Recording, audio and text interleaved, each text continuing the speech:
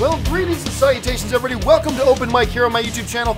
I'm, of course, your host, John Campea. It's an honor and a privilege to have you guys joining me here today as we talk about movies and some entertainment stuff. All a bunch of friends standing around a virtual water cooler talking about our favorite things. Now, every morning on the John Campea Show, that's our main movie news show where we go into all the movie news stuff. We save a little bit of time for some live questions, but here on Open Mic, that's all we do, just live questions. So, without wasting any time, let's dive right into it today.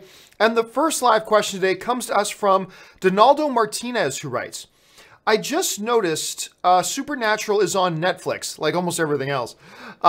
Never seen it, but I need something new to watch. Thought I'd check it out. 13 seasons, wow, yeah, and they just finished season 14, and they're going into season 15. So this show's been around for a while. Look, I talk about this show a lot. It's one of my favorites. It has been one of my favorites for a very long time. I just love the characters. I mean, that's really mostly it. It's mostly about the characters for me. I love Sandine, Castiel, Crowley, Lucifer, all of them in the show. I just love the characters. And sometimes the stories are great. Sometimes the stories aren't so good, but the core of it is about the characters. It always gets me through it. And I just love it. I just love every week being able to hang out with Sam and Dean. I mean, that's really what it comes down to for me as a fan. I think that's why this show's been so successful. And going into, like I said, its 15th season, which is just nuts. So, yeah, I highly recommend Supernatural. I'm a big fan of it. I've been a fan of it for a lot of years now. I didn't start with it like right away. I think I jumped on board around season 3 or 4. But then I went back and watched all the original seasons too. And I just love the show. I'm unapologetic about it. I personally love the show. Not everybody loves it. That's totally fine, but I get a big kick out of it. I think you do well to get yourself started. And if you're just needing a new show to watch, damn, man, you got 14 seasons of this show. That'll hold you over for quite a while, even if you binge like crazy. All right, next one comes to us from ZOMG Ruler, and ZOMG writes, as a non-Beatles fan, thoughts on their film 64th 70? Not a Beatles fan, so I never watched any of their films. Well, no, that's not entirely true. That's not entirely true.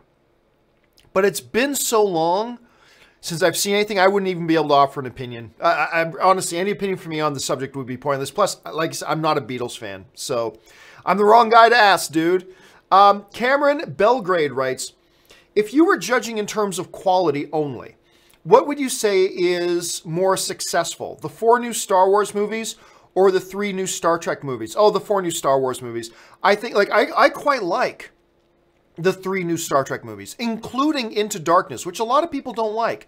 I like Into Darkness. I mean, it has its problems. Yes, I'm not going to deny that. But overall, I like it. But I absolutely loved The Force Awakens. I absolutely loved Rogue One. I quite liked The Last Jedi. I'm not going to say I loved The Last Jedi. Like from day one, everybody knows I have my issues with it as well. But there's enough things about it that I thought were great that I quite like it. And I really quite like Solo. So I would say overall, I'll have to go with Star Wars on that one. So yeah, I'll take I mean, there might be some other film franchises that I'd say I take their last 3 or 4 films over the last 3 or 4 of Star Wars. And I like don't get me wrong. Don't say Campea's crap talking the Star Trek movies. Not at all. I like the Star Trek movies. You know I do. But I'd have to say the new Star Wars ones for me personally. But everybody will have a different answer for that because it's all subjective. All right. Chris Miner writes, Happy Gilmore or Billy Madison? You know what? Somebody asked me this exact same question.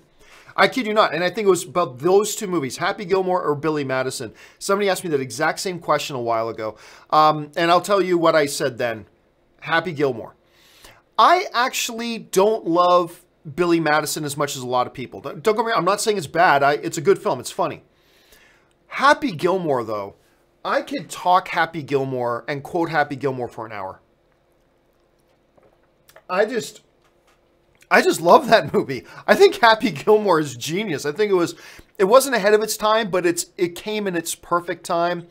It was between that and Waterboy, man. I'm not even sure which one is my favorite movie of his, because that and Waterboy are both pretty damn social. But Happy Gilmore is just phenomenal.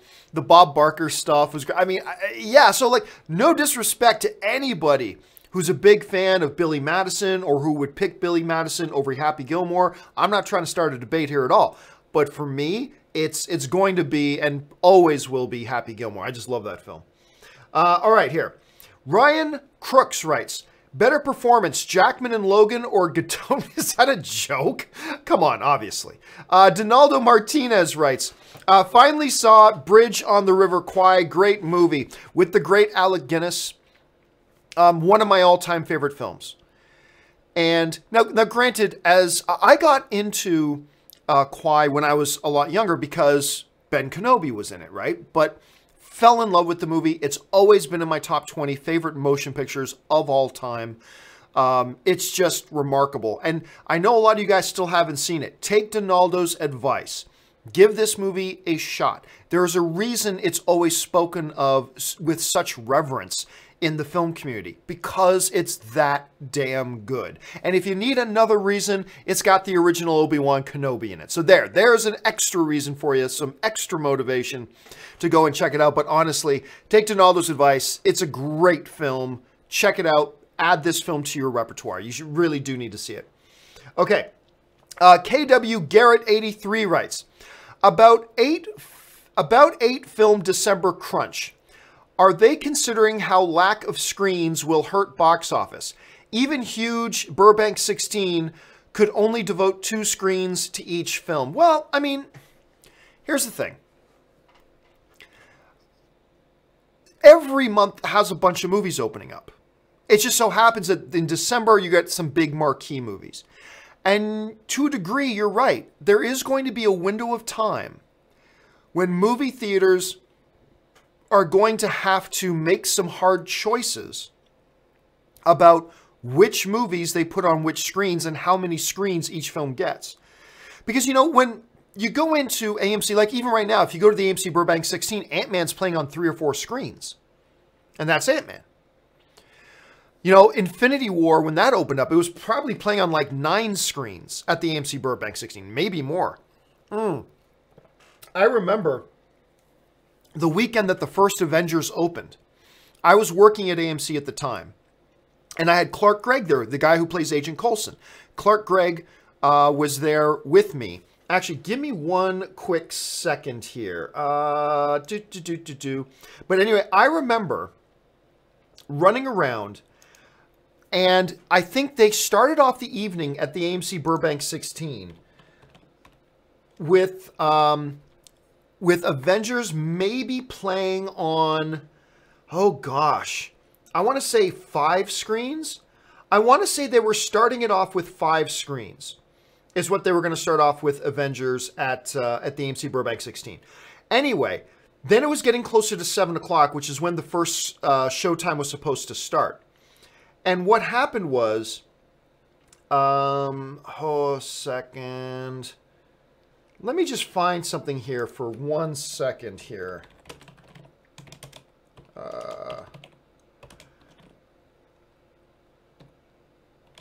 Anyway, it was supposed to start at around 7 o'clock.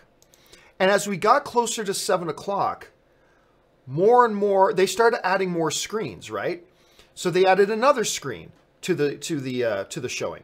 And then they added another screen to the showing. I remember that here. This is what I was kind of trying to dig up for you guys.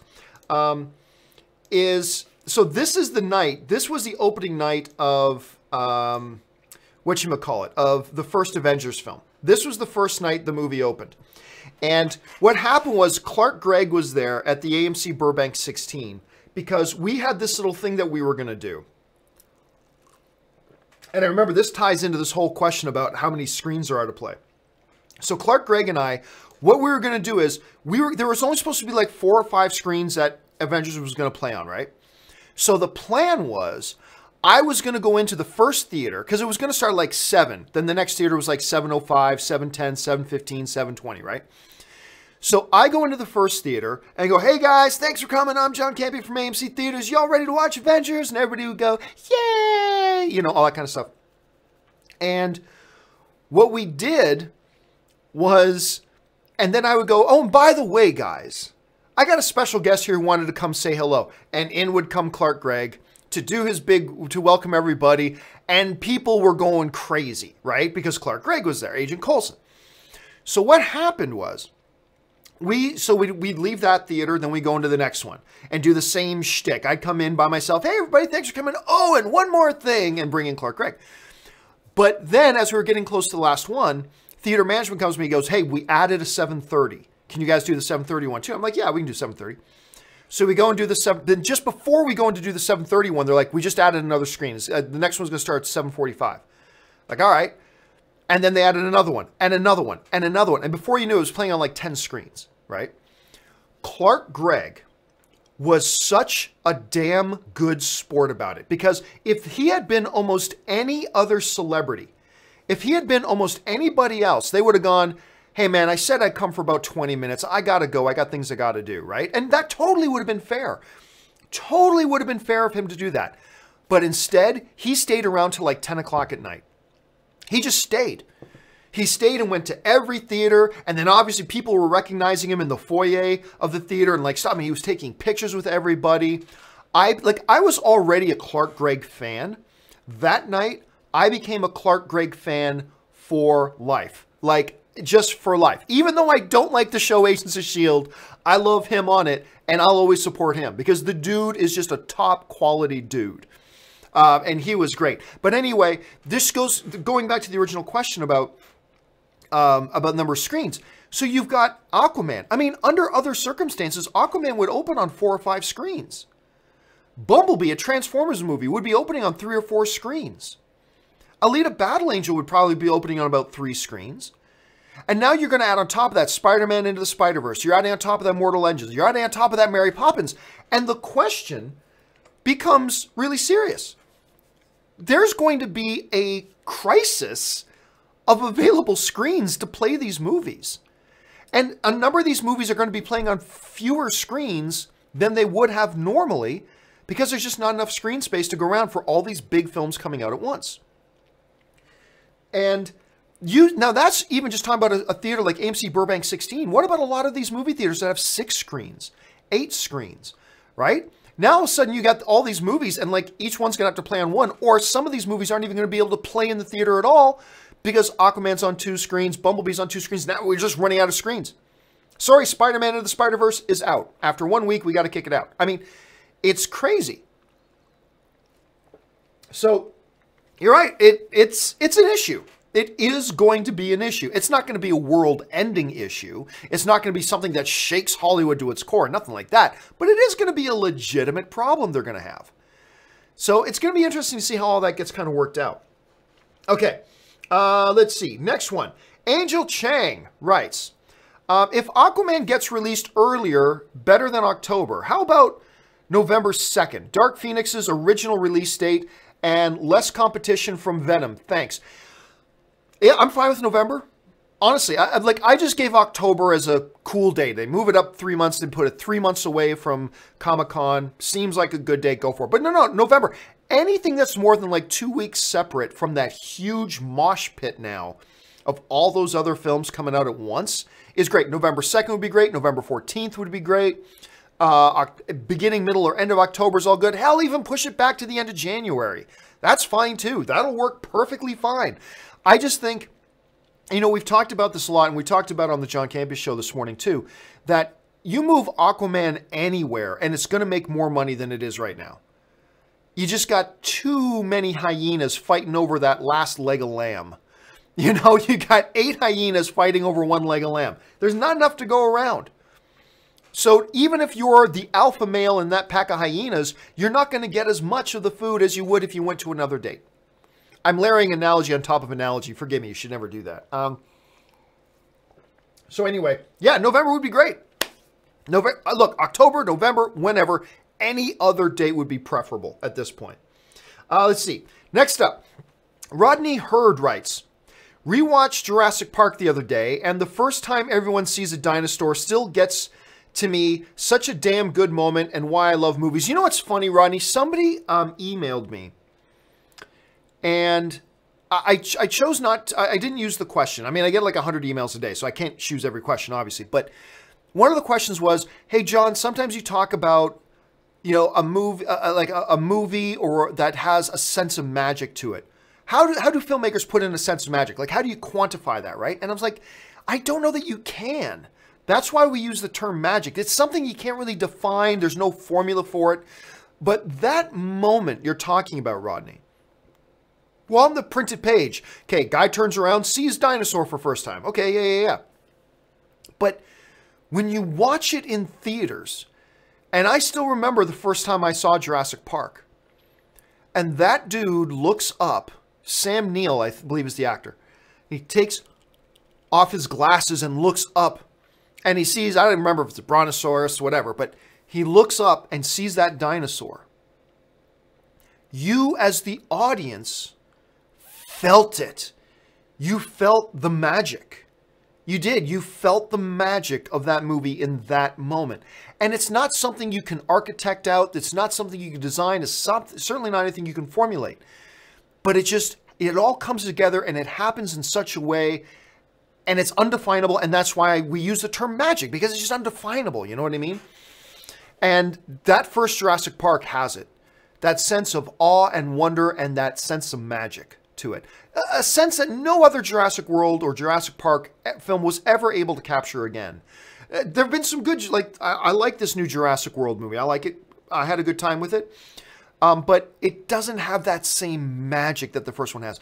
And that's the thing. It's just this intangible, hard to quantify thing that some movies are able to capture and create and others can't. And there's not really a rhyme or reason or a formula to it. They can just snap your fingers and recreate it in another movie. You know what I mean? It's anyway, you're right, man. That first Jurassic Park has it, and has it in spades. Zombotron 5678 writes, why did Mary Poppins move? Won't they suffer too? Oh, dude, I'm going to tell you what. I'm not sure. Because here's the thing. They were opening on Christmas Day. That's a good day to open. You're a family film. Good day to open. All those other films would have already opened. Most movies make, the lion's share of their money on their opening weekend. That's when you make, the biggest chunk out of your money. You'll make more money on your opening weekend than you will on any other weekend. With very, very few exceptions to that rule. So you had all these films coming out. They will have blown their proverbial loads. And then you come in. It seemed like a good position. Honestly, it felt like a good position for Mary Poppins to be in. The move to the 19th is curious. I'll be honest with you, I'm curious. The only thing I can figure is that somebody at Disney thought, you know what? We'll benefit more if we can get out before, like even a day or two before those other movies, make up a big amount of money, and then just trust we'll have good legs, instead of believing we can make a bigger amount of money coming out after. And I don't know that I agree with that, because look, Welcome to the Jungle, right? Jumanji, Welcome to the Jungle. They opened after The Last Jedi, and that worked out great for them. Let The Last Jedi come out, have its big giant opening weekend, which it did. And now you come out after that? And that film made over $900 million. So, I'll be honest with you. I don't know what the reason is. I really don't. That's why when I first read the news that Mary Poppins moved to the 19th, at first I didn't believe it. I thought, no, that can't be right. Where's the source? And I started looking through the different sources like, oh, this is legit. It really is moving. I do not understand why. Now, there are conspiracy theorists out there going, they're just trying to hurt DC. Has nothing to do with DC. Disney cares about Disney and their films. They don't give a rat's ass about what movie Universal has coming out. They don't give a rat's ass about what movie Warner Brothers has coming out. Because remember, it's not just Aquaman there. It's Alita Battle Angel. It's Bumblebee. It's Watson and Holmes, or Holmes and Watson.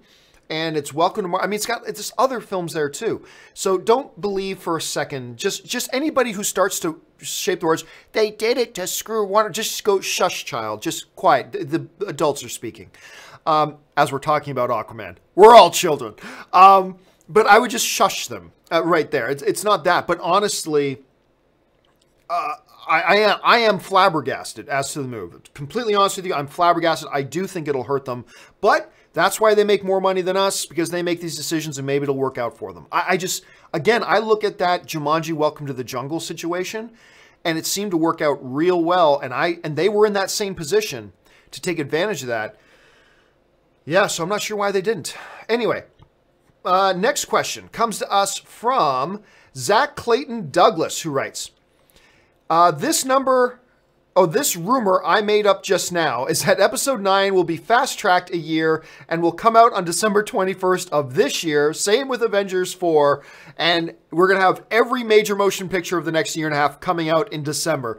I mean, it's at this point, though, I'd almost believe it. Like, I kid you not. If I opened up some bogus website and just read some headline that says, Lucasfilm moving Star Wars Episode 9 to this December, I mean, it's like at this point, well, if Mary Poppins just moved in, why not? Why not? I would almost even believe it for a second if I read a headline of that, because it just seems that ridiculous at this point. All right. Next one up comes to us from Ben Kenobi, who writes, could Ben Affleck be in this Joker movie as a separate Batman from the DCEU Batman? Well, that makes no sense. From the DCU Batman and be done with the DCEU in general. Maybe Batman has a small part and Ben would want to do that. Well, I mean, honestly, Ben, that makes no sense on several levels. Number one, if it's not the Batman of the DCEU, why would you get the same actor to play the character? That makes no sense. Number two, this Joker movie, from what we understand, is supposed to take place in the 80s. So if you're trying to say it's the same Batman, that Batman would be about 12 years old. So there goes that idea. Now, the big question becomes, will they even have Batman at all in this movie? Actually, somebody asked me the other day, do you think which of the two Joker standalone films, because apparently Jared Leto's got a standalone Joker movie coming, and now we've got this outside of the DCU Joaquin Phoenix Joker movie. Somebody asked, hey, which of the two Joker movies has a better chance of having Batman in it? And I was like, damn, that's a good question. Because it's possible both of them do. It's possible neither of them do. It's possible the Phoenix one does, and it's possible the Leto one does. I'm just not really sure, to be honest with you. But no, I feel pretty damn good that having Affleck as Batman in a Joaquin Phoenix Joker movie, it doesn't make any sense in the world for them to do that. Even if, Ben still does have one more film on his contract. So it's a 50-50 shot that Warner Brothers is going to make him use it. But even if Warner Brothers wanted to make him use it, I don't see why they make him use it on that one. It doesn't make any logical sense. If you did want to have Batman, it would be all the more important to have somebody different playing the character than the one that's in the DCEU. It would just make that all the more important, or else you're really going to start to confuse the issue with a lot of people. So anyway, that's just the way I see it. Steven Gonzalez writes, Stevan Gonzalez writes, I'm sorry, but when people comment on here about Mr. Rogers versus someone, I just think of the animated Black Dynamite episode with Mr. Rogers. The episode is incredibly stupid funny. Listeners should look this up. You know what's funny? And I honestly don't have a good reason for this. I love Black Dynamite, the movie with Michael Jai White. Love that movie. I still remember the first time I saw it, I laughed my freaking guts out. I couldn't believe how funny that movie is. And yet, I've never watched the Black Dynamite animated stuff. Never watched a single episode. I have no good reason for that. I have no good explanation about why. Because I love the movie, yet I've never seen any of the animated stuff. And if you were to ask me why, I'd go, I don't know. I don't have a good answer to that. I really don't. But I know that I love it. So I had no idea a Black Dynamite versus Mr. Rogers. Oh, it doesn't say versus Mr. Rogers. It's with Mr. Rogers. Okay, so I have no idea. I had no idea that such an episode existed. But you're damn right, Mr. Gonzalez, that I'm going to be looking this show up because now I want to see this episode you're talking about. So everybody, go check it out. See if you can find what it is he's talking about. All right, next up, Rodney Hurd writes, what are your thoughts on Kingdom Come? I have a soft spot for it and would love to see it as a standalone DC movie. It wouldn't work as a standalone DC movie. Here's the thing. I love Kingdom Come and the artwork in it especially. I love Kingdom Come. We've talked about Kingdom Come before. But I'll say what I've said before. It would not work as a standalone movie. Because Kingdom Come, as a story, it assumes a certain amount of understanding and knowledge of the individual characters prior to reading it. Kingdom Come is not I've never read a comic book before. The first one, it's not the one, like if your buddy comes to you and says, hey, I've never read a comic book, but with all these comic book movies, I'm curious to check out comic books. What's a good first comic book to start off with? You would not recommend Kingdom Come. That's not a starting point, you know? It's kind of one of those stories that assumes a little bit of background knowledge information, a little bit of a understanding of the history of a lot of the characters and of the superhero world in general. It's not one you would suggest people to pick up first. And as a result of that, I think trying to do a Kingdom Come, at least one that's at all faithful to the original source material, you would have a very hard time getting the average film, like the non-comic book reading audience, which is the vast majority of the movie-going public, you'd have a hard time getting them on board with it. Now, don't get me wrong. I am with you, Ron. I would love to see it. I would love to see it. However, I would also love to see a supernatural movie, but they're not going to make that because no one's going to go see it. And I think a Kingdom Come would have a very difficult time having any kind of success. The best chance they have is doing like an animated route, straight to home video animated route, because you can throw any kind of garbage in there and it doesn't matter. But I think it would have a very, very difficult time as a live action movie. So if I was a studio head, I wouldn't greenlight that. And I think there's good. It's unfortunate because people like you and me would love to see it, but the vast majority of the audience I don't think would be down for it because it just, a lot of it would be over their heads, I think. But maybe you guys disagree. Let me know. I mean, maybe I'm wrong about that. Jump into the comments section. Change our minds. Let's see. Next up, Murray Reich writes, if they're making a Joker movie taking place in the 80s, then shouldn't it be a younger actor than a guy like Phoenix? No, why? Remember, this isn't the same Joker that we have in the DCEU. This is an Elseworld story. I mean, this story could take place in the 1920s. Really? I mean, this is a story that could take place in the 1920s. So it's not like it's this DCEU's Joker story. Therefore, in the 1980s, he would have been 3 years old. No, this is a different Joker. It's a different universe. It's a different interpretation of the character of the Joker. A different manifestation of the story of the Joker. This one takes place in the 1980s. So, no, unless they were saying it's the same Joker that's running around today in 2018, which they're not. If that was the case, then yes, you can make an argument that you'd want to get probably somebody in, their early 20s doing it. But even then, that would make the Joker like 50 or 60 today. So, no, I don't think they need to go any younger than that. I really honestly don't. It doesn't matter what age they made him. They could have had Jack Nicholson come back and play the Joker again. And it really doesn't matter because it's an Elseworld story. It's outside of the DCU. So yeah, personally, I've got no problem with it. As a matter of fact, they got one of the greatest actors on the planet right now. The guy's totally, he's a lunatic. I mean, Joaquin Phoenix is a walking lunatic. But that just might serve him even more playing the Joker. I mean, and if you really want to get into how good this guy could be, go watch You Were Never Really Here. Oh my God, imagine the guy who's in You Were Never, and I know a lot of you guys haven't seen it, but go watch that and you'll go, oh my God, this guy was born to play the Joker. At least a certain incarnation of the Joker. So it'll be interesting to see what kind of direction they go with that. Luna Comics writes, hey John, with Anne working at Hasbro, by the way guys, there's no E on Anne. A lot of people write to me and they write Anne with an E and I don't know why. Anne, my Anne has no E. There's no E in Anne. So anyway, hey John, with Anne working at Hasbro Studios, what's your relationship with the My Little Pony franchise?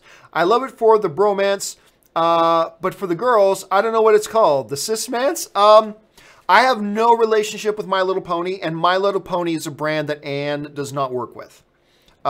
She, at least, I'm not exactly sure what it is she's working on now, but she kind of oversees like things like Marvel, Star Wars, things like that. So she hasn't really done she hasn't ever had anything. She's done stuff with Disney Princess. She's done stuff with other things, but she's never worked directly with My Little Pony, as far as I know. So yeah, no connection to My Little Pony whatsoever. And I wouldn't, and these whole things, what do they call bronies? I still have no idea. You know, when the first time, I might have told this story before. The first time I ever even heard the term brony, I kid you not, John DeLance, or I can't remember, is it John DeLance or Delancey? Anyway, I think it's Delancey. Anyway, John Delancey, who plays Q on Star Trek The Next Generation, right? he was in my studio when I was at AMC still. And there was a film festival going on. He was just hanging out hanging out for this film festival. They had a movie they were premiering there. So he just came into our studio, sat down. We just chatted for like a half hour. Me and Dennis were there, and John Lance came in. Could not have been nicer. Super cool dude, very chill. Came in and started talking. And we were talking about stuff. He goes, you know, I just finished doing this documentary. I was the narrator for this documentary called Bronies. And we're like, what are bronies? He goes, that's what I asked. And he went on to explain to us what bronies are. Bronies are grown men who really appreciate My Little Pony. I mean, look, you're not going to get any judgment from me. I'm a grown-ass man. Look at all the freaking toys I got on my shelf. So I'm not going to sit here and say my toys are better than your toys. I mean, whatever. I mean, it's not me. I'm not into My Little Pony at all. But hey, there are dudes out there who love My Little Pony. There's something about it that they really appreciate. Great. More power to them. Not for me, but more power to them. But I remember that's the first time I had ever heard of bronies. So anyway, there is a documentary out that I believe it's just called Bronies, and John Lance is the narrator of it. And that was the first time I had ever heard of it. It was really weird. So yes, I have, other than that, Luna, I have no connection to My Little Pony. And I don't think Ann does either. Rodney Hurd writes, thoughts on Galvatron as a character? Not much. Somebody asked me the other day, you know, whether I preferred Megatron or Galvatron. I said Megatron for sure. Megatron just had a lot more personality. Galvatron, it was implied, was more powerful than Megatron was. Of course, Galvatron is Megatron, but anyway. Galvatron was powered up, but I never got into Galvatron that much. And part of the reason was I just, you know, when you're getting into that generation of Transformers, honestly, I thought guys like Ultra Magnus, Rodimus Prime, aka Hot Rod, Galvatron, the Sweeps, all that, I thought they were all lame compared to the G1 Transformers. I really did. Megatron had way more character. Optimus was a way better character. You know, guys like Starscream, Thundercracker, these guys way cooler than the Sweeps. You had, you know, Soundwave was way cooler. And I was really pissed off as a kid at the whole Transformers movie because the only reason that Transformers movie exists was to go, hey kids, look, all the Transformers you collected, they're all dead. Here's a whole bunch of new Transformers. Start buying them. That's what that entire Transformers movie was. That Transformer movie was a big fuck you from Hasbro to all of its fans and say, thank you for collecting all of our toys over the years, all 50, 67 toys. You know what we're going to do? We're going to kill them all. Not just one, not two, not three. We're going to kill 40, 50 of them in 5 minutes and sweep them away and say, now, folks, look at all these new toys. Now you have to buy all these new ones. And it was that to us. And so I was really mad at it. So on top of the fact that I always thought Galvatron was a poor man's Megatron, I was always also kind of biased against it because he kind of partially represented that whole FU that Hasbro gave its fans with that Transformers animated movie. Saying, oh, you collected Prowl and you love Prowl? That's adorable. We're going to kill him. Oh, you like Sunstreaker? Yeah, he's a great character. Oh, we're going to kill him. Oh, you like this coot? He's dead too. You know what, kids? Just let's save some time here. They're all dead. Okay? I think Jazz made it and Bumblebee made it. And other than those two, everybody else is dead. And I say, yeah, so yeah, not a lot of thought to Galvatron. Don't really think of Galvatron that much. Luna Comics writes, hey, John, just want to say it's awesome talking to you. Thanks to the super chats.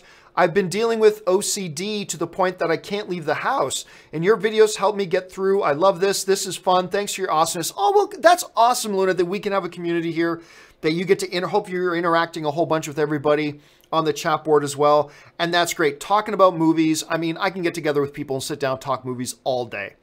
So I'm really glad that we are able to have these videos here and you can just sit down and just listen to conversations about our favorite things in the world movies.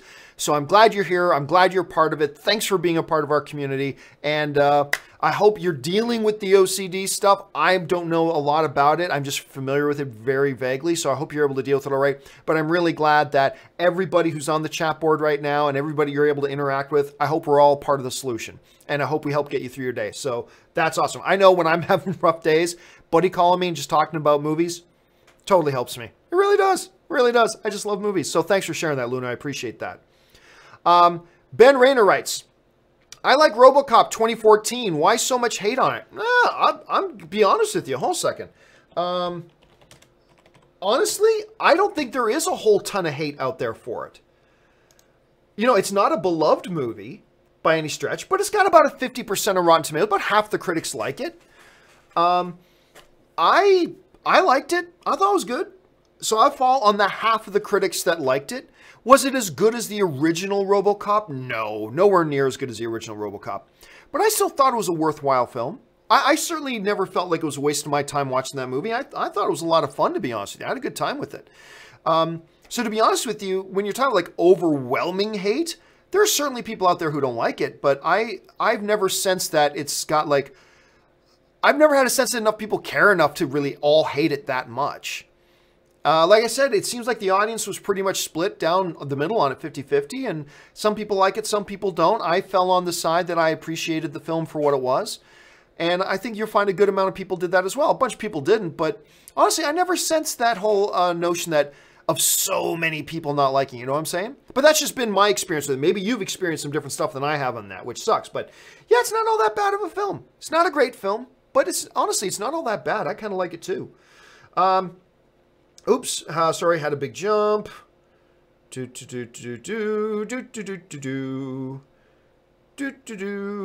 it was a bigger jump than I thought. Okay, here we go. All right. Patrick Conway writes, it's odd how people think Hawkeye's family has to die. Oh, I totally agree. I'll finish reading it. It's odd how people think Hawkeye's family has to die for him to be properly motivated. Not how he's a good man who loves his family is good enough. I know. I have seen these arguments and discussions, and people have written to me that too. And like, oh, when Thanos snaps his fingers, Hawkeye's family has to die. Why? Well, how else is he going to be motivated to get involved in the next one? You don't think half the population of the Earth dying is enough motivation for a hero like Hawkeye to get involved and try to do something with it? Yeah, I don't think he's motivated. I do not understand that thinking. I do not understand that rationale at all. Oh, there's no motive. If his family doesn't die, he won't be motivated to get... Half the planet died. Look, I'm going to tell you this right now. Hawkeye, with the moral compass they've shown this character to have, if they said one school bus filled with children was murdered, but there's something we can do to maybe prevent that from happening, he would have gotten involved just to prevent one school bus of children from being murdered. Half the planet. That's 500 million buses of school children, okay, that died. If he doesn't, listen, if saving half the planet isn't enough motivation on its own, then no character, any character that's not enough motivation to get them involved, then they're not a hero. Then they're not a good person. They're not a good character. They're a villain. They're an ass. So no, now that is not to say at all that they may not say that, either, all of Hawkeye's family died, or maybe just his wife, or maybe just one of his kids, or that's totally possible. That could happen. But I kind of reject the notion that that has to happen, or else Hawkeye has no motivation for Avengers 4. What? Half the planet died. No motivation? I just don't get that at all. So I cannot be with you. So if you're one of those people that you think that, all more power to you. I'm not dissing on you. I'm just saying I cannot join you in that theory parade. I cannot join you on that theory parade. I think he has tons of motivation, all the motivation in the world to get involved, even if his family doesn't die. And maybe Avengers 4 comes and they do reveal that one or two of his family died. And okay, they do that. Fine. But I don't think it's a requirement to say that Hawkeye would be motivated. Yeah, that I just don't, I don't get that. Okay, Luna Comics writes, "Hey John, I like to play a game. Door 1 leads to a series of death traps and devices in front of the exit. Door 2, you have to sit down and watch the prequels and can't leave until they end. The choice is yours." I'll watch the prequels. Look, I hate the prequels. They're still Star Wars. You know, I often make this analogy with the Star Wars prequels because, you know, as much as I hate the prequels, there will be some people say to me, "Don't you agree they should get rid of them out of canon?" And I'll go, "No." Might surprise you to find out I'd say no. Look, and here's my analogy. The Star Wars prequels are canon. That's it. And you guys know how important canon is to me when it comes to the Star Wars universe. The Star Wars prequels are canon. That's it. You don't retcon them. You don't get rid of them. No matter how much I don't like them, you do not touch them. They're canon. And the analogy I often give is, you know, every family has their dirty Uncle Robert. Okay, I shouldn't say Robert because that's my brother's name. Their dirty Uncle Stan, okay? Every family has a dirty Uncle Stan. You know, the uncle that nobody really likes, can't hold down a job, has a bit of a drug problem, still lives in your grandmother's basement, is kind of a pain in the ass and a little bit of an embarrassment to everybody. That's dirty Uncle Stan. But guess what? Dirty Uncle Stan may be the embarrassment to the family, but he's still family. And anybody mess with dirty Uncle Stan, you and your family would go have words with those people messing with you dirty, because he's family. That's the prequels to me. The prequels are the unemployed, drug-addicted loser of an uncle that still lives in your grandmother's basement and can't get their crap together, but they're still family. That's it. They're still family. And anybody mess with your family, you go and mess with them. "You don't even like that uncle." It doesn't matter. He's family. So now I got to break your legs. You know, they're still family. And as much as an embarrassment as a Star Wars fan, the prequels are, in my opinion, if some of you like them, that's great. No, that's fine. But as much of as an embarrassment they are to me as a Star Wars fan, they're still family. They're family. I didn't choose them to be family, but they're in the Star Wars fan. The prequels are family. You cannot touch them. They are hands off. And as much as I don't like them, I would argue till I was blue in the face to always protect them. You cannot change them. You cannot retcon them. You cannot pretend they don't exist, blah, blah, blah, because they are canon. They're family. They're in the family. And that's just kind of the way I see it. So, being in the family, to prolong the analogy, would I rather run through a bunch of death traps or spend, you know, an hour sitting down with dirty Uncle Stan? He's still family. So I'll go and spend an hour or two, or 7 or 8, however long it takes to get through the prequels. I will choose that time to go and spend it with dirty Uncle Stan. Because he's family. So that's what I'll do. Okay, next one comes to us from Murray Reich, who writes, "I find the First Order don't intimidate me when I watch them on screen, unlike the Empire. They always yell when they get their points across. What are your thoughts?" Oh, I'll disagree. I found them quite intimidating. Like right from the beginning, just as their ships are descending down on Jakku, there was a huge intimidation factor with them. Now, I agree. Subtlety is more terrifying than boisterousness. Like, for instance, General Hux's, although I like General Hux's speech, his speech in front of all the troops in The Force Awakens, I thought it was a very good speech. But Tarkin, you have no idea how troubling I found it to sign the papers, whatever, to terminate your life, whatever it is he said about Leia. There's something about the subtlety of Tarkin that is by far, sure, is more intimidating. But I thought they portrayed the First Order as quite intimidating. I did. I thought they did. But again, I will agree with you in the sense that I will take, if I'm trying to get the biggest sense of intimidation across, I'll take Tarkin and his mannerism I found far more terrifying than, say, Hux and his mannerism. I like Hux's manner, at least in The Force Awakens. I thought they turned him into a little bit too much of a joke in The Last Jedi. But in The Force Awakens, I thought he was quite a good character. And, but I'll take Tarkin over that. Oh, yeah, I'm with you on that. I still found them intimidating, but I will agree that I think the Tarkin method is probably more intimidating. I'll go down, I'll be with you on that one.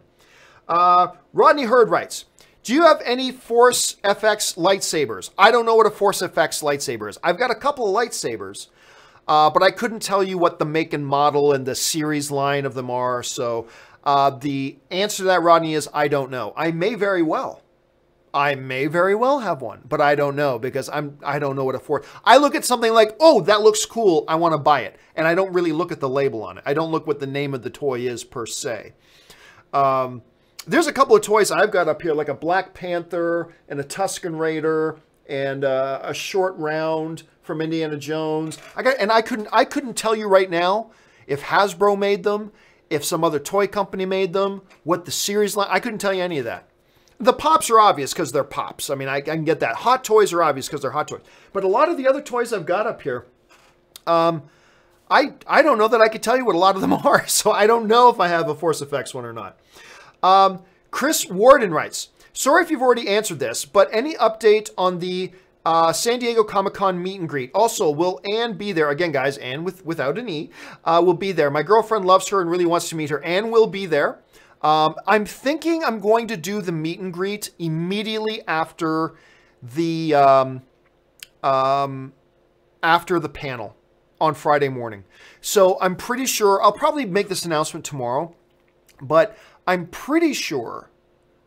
Tune in for my announcement tomorrow on the John Campea Show. But right now, I think what I'm going to do is just have the meet and greet just outside the Neil Morgan Auditorium, at the just outside the San Diego Public Library. I think I'll probably just hang out there and do a meet and greet for everybody who's there at the panel, wants to come out, you know, come meet, say hi, all that kind of stuff. I'll probably do it there. So that would probably be around 12 p.m.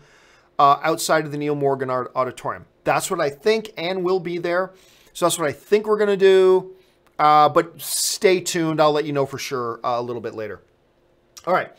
Chris Ward. Oh, that was Chris. Next up, Dylan Trost writes, which of these shrinks the galaxy? 1, an Obi-Wan movie in and of itself. 2, an Obi-Wan movie in which Obi-Wan runs into other familiar characters. Oh, well, I mean, obviously number 2 shrinks it more. Both of them, by definition, shrink the universe. But the second one, the more and more people, like, remember, my analogy about shrinking or growing the universe is about the town you live in. If you can go out and walk around in your town every day this week and not bump into anybody you know, that's probably the sign of a big town. If you go out every day this week and every time you step foot outside the door, you're bumping into people you know, that suggests that the town is very small. Every time, so each time we go out into the Star Wars universe and continue to bump into characters we already know, that is shrinking it more and more and more. So the more people you bump into that you already know, the more it shrinks it. So yeah, I would say, like, the Obi-Wan movie in and of itself, that still shrinks the galaxy. Having him run into 5 other characters that we already know as well, that shrinks it even more. So the answer to that, you ask which of these shrinks the galaxy, the answer is they both do. Which one shrinks it more? The second option shrinks it more. All right, Styler Manu writes, it's not coming home, oh well. You know, just before I started my show, I was looking on ESPN, because I check the ESPN webpage like 30 times a day, because I'm a big sports nut. And the last I checked was that Croatia had just gone ahead in extra time. And I thought, oh, that's probably it for England. And it hurts even more that it happened in extra time. So I know a lot of you guys, look, I have not been following the World Cup, but a lot of you guys are from England, and a lot of you guys have been writing to me with your excitement about England, and the idea of an England versus France World Cup final was intriguing. So, hey guys, take some consolation in this. Italy didn't even make it into the World Cup this year. So let that make you feel a little bit better. You guys got to the Final Four. Italy didn't even make it to the damn tournament. So let that make you feel a little bit better. It says, guys, you got to the semifinal. I can't remember the last time England got to the semifinal, to be honest with you.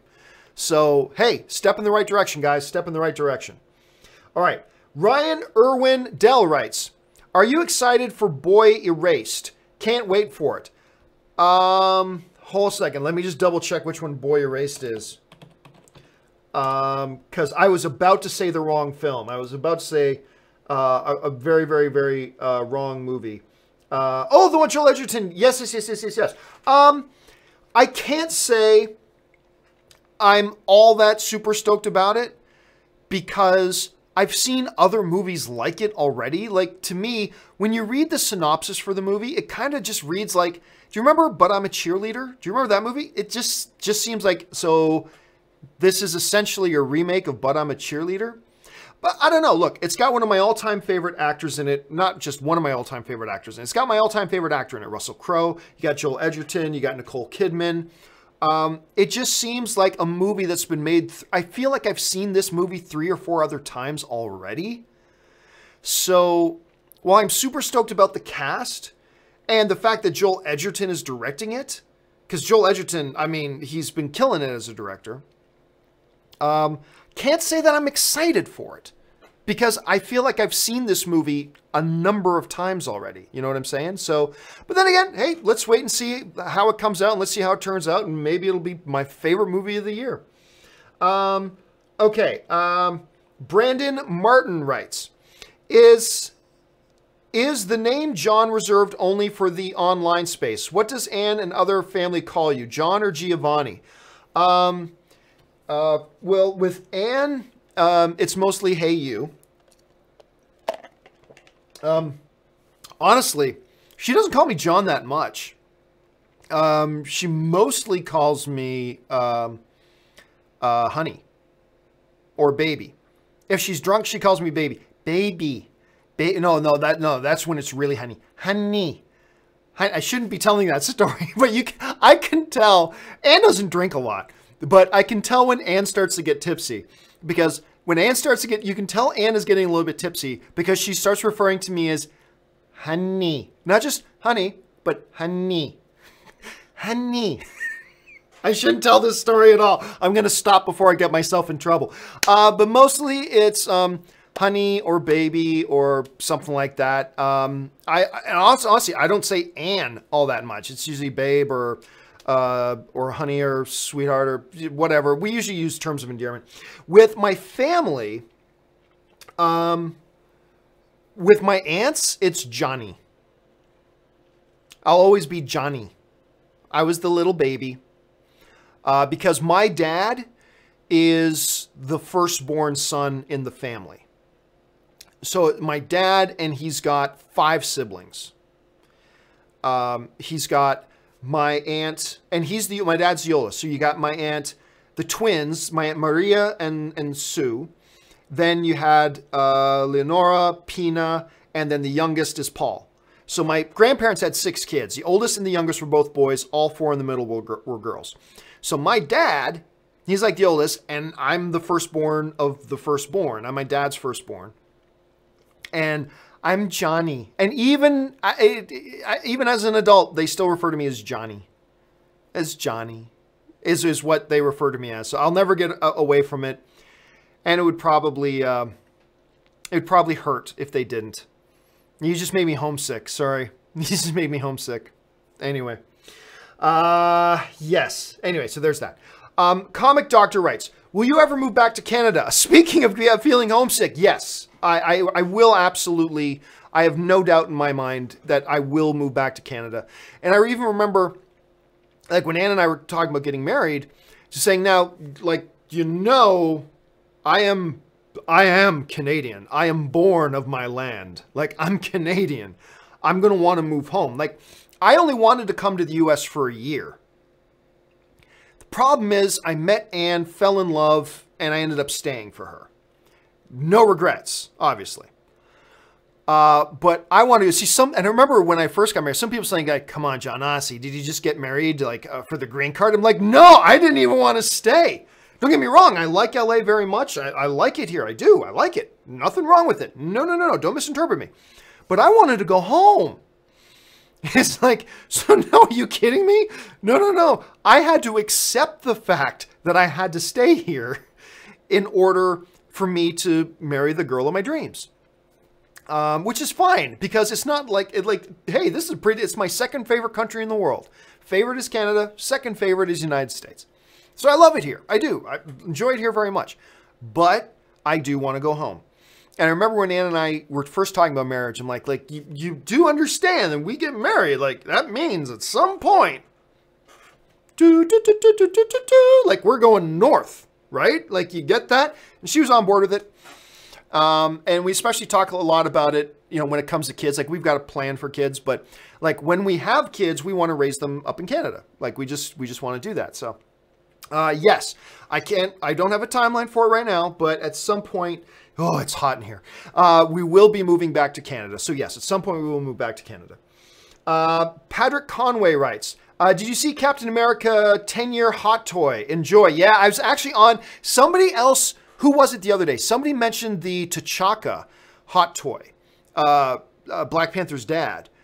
They mentioned his hot toy, so I was there, and I started going down the rabbit hole of looking at all the hot toys. So yeah, I mean, oh, it's crazy. Like, just makes me want to spend all my money. I don't, though. I have self-control, but oh my God, I want to spend all my money. Let's see here. Just got a couple of minutes left here, guys. Zuki86 writes, watched the all three Man of Steel trailers the other day after someone from the chat mentioned it. And oh my God, great trailer, great movie. It hurts my heart that it was not well received. Oh my God, Zuki86, yeah, you're preaching to the choir, brother. First of all, they are great trailers. And that Zimmer music, boom, boom, boom, boom, boom, boom, boom. I mean, oh my God, that music is so good. And the movie, I remember the first time I saw that movie, I just instantly fell in love with it.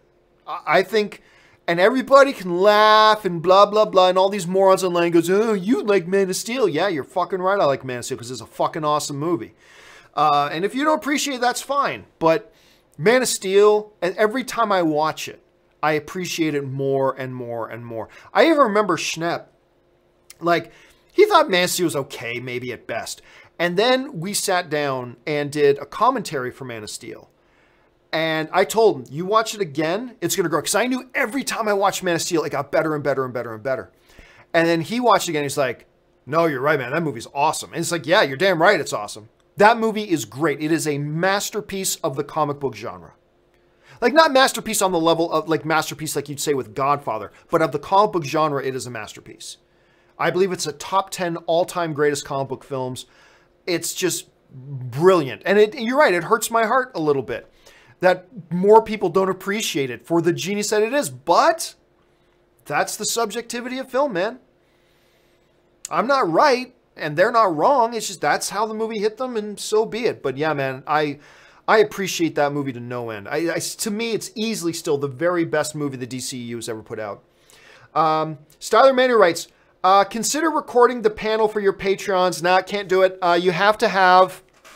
I would, but you have to get special permission. Things have changed at Comic-Con, where you actually have to get permission in advance and apply to record. Number one, I don't even have the resources to record it. Like, I can't hire a camera crew. I don't have a staff of 20 people that I can just, hey, coordinate this and blah, blah, blah, blah, blah. Like, I just don't have the resources to do that. So, first of all, even if I was allowed and wanted to, I really wouldn't have the resources to do it. But on top of that, you actually have to have written permission from Comic-Con to record your panels. Now, that's not going to stop anybody who's there who wants to hold up their cell phone and record it that way. Hey, if somebody wants to do that, I don't think Comic-Con's going to stop them. I think that's fine if you're an audience member. So what I would suggest, Tyler, is maybe start chatting in the Facebook group saying, hey, anybody who's going, can you hold up your cell phone and record it? Because technically, I'm not, as the organizer, I'm not allowed to do it. And even if I was allowed to do it, I don't have the resources to properly shoot it. I just don't this year. But that's not good. That's not to say somebody else, just somebody attending the panel couldn't hold it up and do it. If they want to do it, nothing I can say about that. Wink, wink. You know what I'm saying? Let's see. Jojo Ashen writes, when are you visiting Toronto? Meet and greet maybe.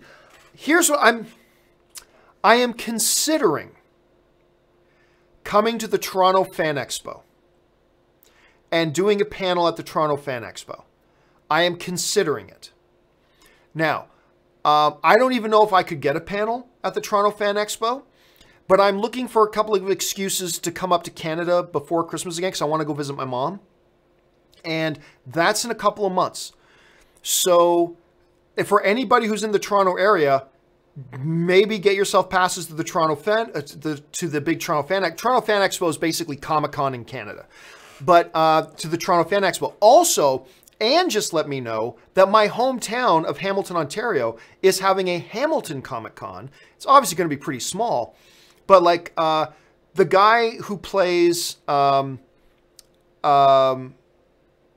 why am I freezing on his name? Ope. The guy who plays Ope from Sons of Anarchy is apparently going to be there. So I'm like, okay, now I want to go. But I'm going to look into maybe saying, hey, I'm like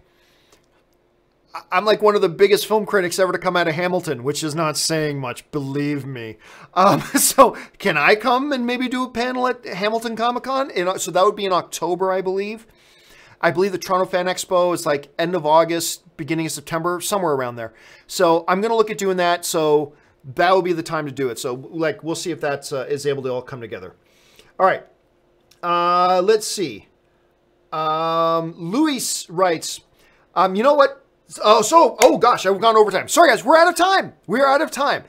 Thank you for being here. For all of you guys who sent in questions, because I still got a bunch of questions that you guys have sent in that I don't have time to get around to right now, because we have gone over an hour. Don't worry, I'm going to take all these questions, and we've got a new a new companion video going up later tonight. All these questions from here on down that you guys sent in will be in that video that I'll put up later tonight. It will be late tonight, like around midnight my time. But it will be in that video. Make sure you come back and check it out later, tomorrow morning or later tonight, whatever. So everybody else who's asked a question, don't worry, it will get addressed on video later tonight. That'll do it for me for now, guys. Thanks so much for being here. Listen, don't say it enough. Somebody was asking me the other day, hey, it's basically been a year now. It was my 1-year anniversary of being out on my own. Was just like a couple weeks ago. I didn't make a big deal out of it. But somebody's asking me, you know, hey, what's it been like being on your own? I honestly can't tell you how awesome it's been. And I even have the words to communicate how appreciative I am to all you guys who tune in and watch. You watch the videos, you participate in the chat board, you send in super chats. Some of you are Patreon supporters. Like, you guys make me doing this best thing I've ever done possible. And I don't often have the words, and I still don't have the words to really adequately express how grateful I am that you guys come and participate, make this community. You send in super chats, you support on the Patreon. Like, you guys, all of you, in one way or another, support this channel. And it makes it possible for me to do it. So when somebody's thinking, what's it like being a year in, it just makes me all the more grateful that here we are a year later, and you guys are all still here, still supporting, and it's awesome. So thank you guys so much for making this place possible and for making these shows possible. I can't even begin to tell you how deeply I appreciate it. So thank you to you guys. And thanks for joining us here today. That will do it for me for now. Thanks a lot for joining me, guys. And until next time, bye-bye.